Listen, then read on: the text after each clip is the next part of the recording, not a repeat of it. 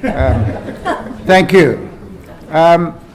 It is really a great privilege to celebrate the Garland and to be in the company of the Milan family. But I have been wondering if this is the right time to make a confession here in Stellenbosch, that I have been wandering around in the revolutionary territory of the Swartland. I have been clambering across the Porcelainberg, and I've been up to Pickenierskloof and climbed around some of those vineyards, and out east in Hemelanade to meet the young guns, and up into Elgin to meet some of the other radicals.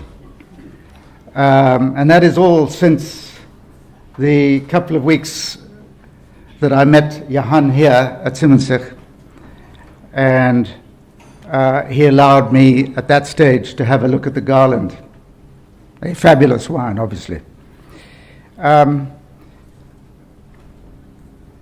said to Johan then, what does he think about all these new places that are producing these sensational, different, interesting wines? And he said, I think we have to get the axe out and start sharpening it. Okay, we'll come back to Johan and his axe just now. For the last 16 years, Eric and I have been up in the boondocks of KwaZulu-Natal trying to behave ourselves and stay quiet. That's not completely true, but in that time, Erica has produced 3 fabulous food story books for which she's got some international prizes.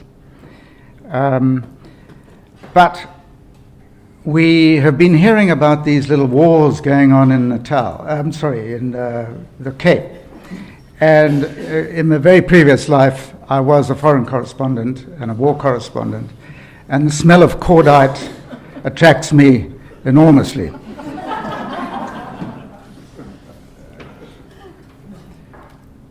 So we've been doing some investigating, but I think you can all really agree with me that the Cape is in the most interesting phase that it's been in. We can't go back too far, but at least since 1994.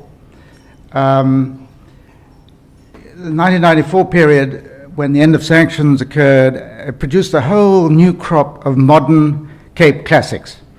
And they took over beautifully, and they did a really good job. But what has happened now is completely different. In the last 16 years, it's completely unrecognizable in these visits that I've made. And it is so exciting that I am completely bowled over.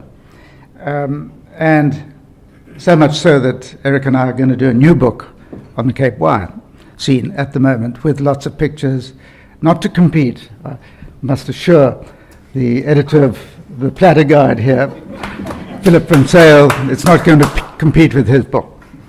And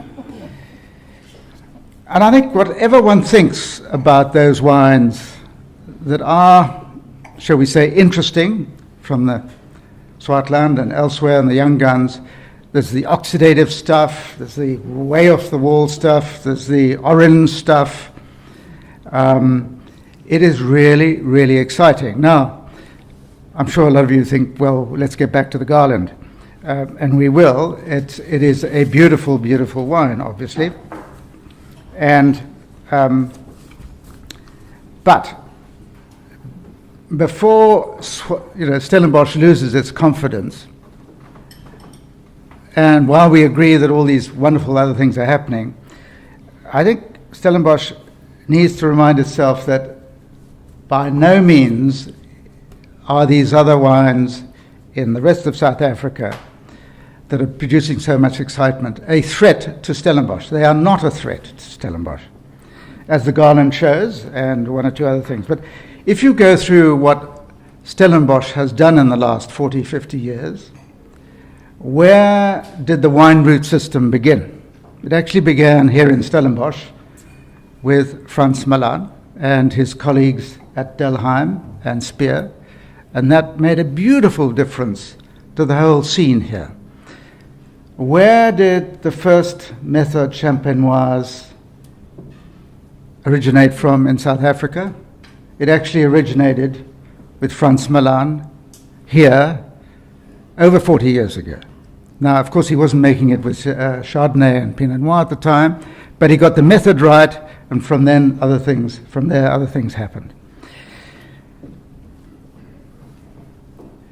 Who pioneered this wonderful flexibility about sourcing little funny sort of vineyards from up, remote valleys and distant parts, Darling, Elgin? Who did that first?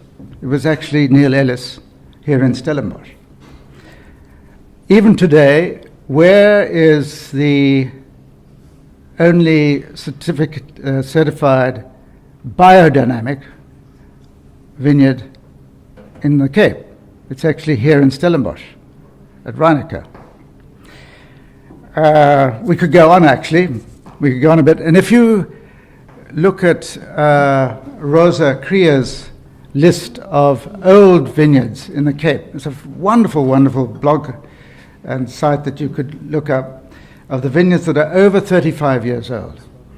And which of the vineyards that are important in the new scene, like Chenin Blanc, the great comeback of Chenin Blanc, Cinsault, which is going to make a comeback, Shiraz. Where are the oldest vineyards in the Cape? They're not in the Swartland. They're actually here in Stellenbosch, most of them. So I think I've made my case about Stellenbosch because we're getting back to Johan's sharpening of the axe. When I confronted him, Johan, is the mildest man. He has this slightly growly, gravelly voice with impeccable manners.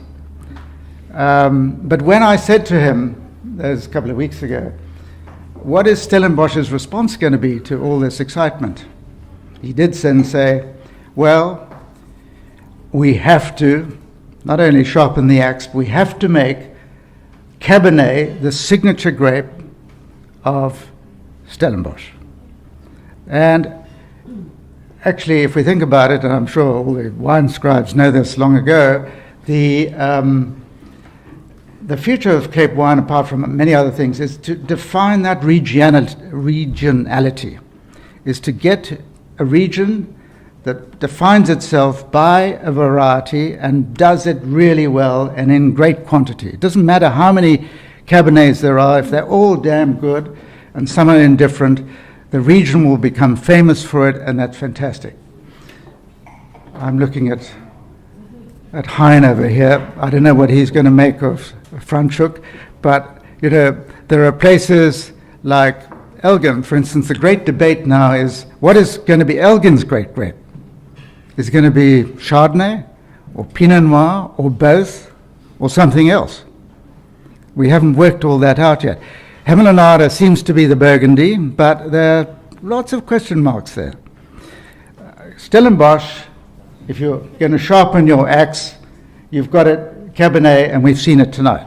It's a fabulous wine, and one says this as an old journalist and a wine writer, we're all going to make up our own minds about what's in our glass at the moment. There's no complete coincidence of agreement on things like that. But I've always been very careful, and I don't think I need to be tonight so much, but there's a sort of term that I like, which is terminal inexactitude. You don't actually commit yourself completely, immediately about the quality of a wine, because, like a fox, you prefer to be vaguely right rather than precisely wrong. And I don't think I have to be that about this wine tonight, but let's hold on.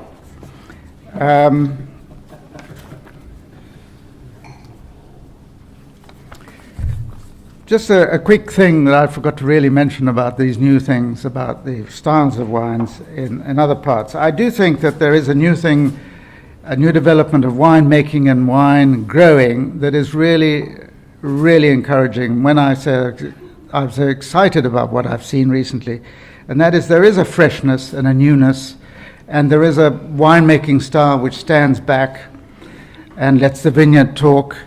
And in the sort of wine we've had tonight, which is really a very tidy intellectual exercise, because as Johan said, there is no place to hide when you've got one variety, 1 year, and you're committed to bottling that each time.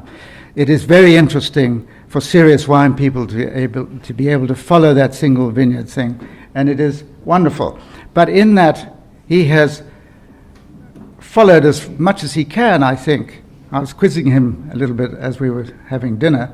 Followed some of the new things that are really prevalent here now, and that is a less is more attitude to sulfuring, to fining, to filtering. I'm not so quite sure that I'm convinced about the wild ferment, but never mind, that's something. But on the whole, there's a whole new style of stuff coming out that is exciting, not for us alone, but it's really ignited interest all over the world.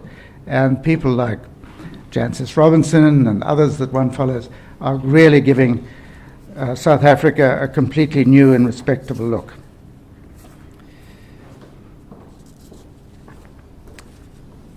I lost these notes, by the way, sorry, on the way down. I left them at home and then we had to fax them down. So I am near the end, I think. I think we know the outlines of the Frans Milan story. We mentioned a few of them, but I will mention a couple of little anecdotes that I remember. Frans, I got to know quite well after a while. One of the things that really struck me early on was that although Simonsig had to be a business and make some money, obviously, he was an incessant explorer, and he was a scientist for the sheer scientific inquiry and intellectual curiosity that he completely sort of it gripped him all the time. He planted 26 varieties here. I don't know how, Francois, you've managed that in all these last 40 years. It's been a damn difficult exercise, and Johannes had to cope with that too in the cellar. But your father was a real kind of, there are not enough of them now, although there are some out in the Swartland, I'm afraid to say.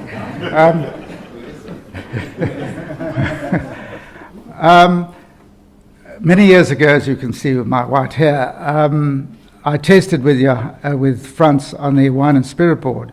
Occasionally on, I think it was Wednesday mornings at 9 o'clock, we had to assemble there, about 7 of us, and flick our lights, red and green, in and out, and that sort of thing.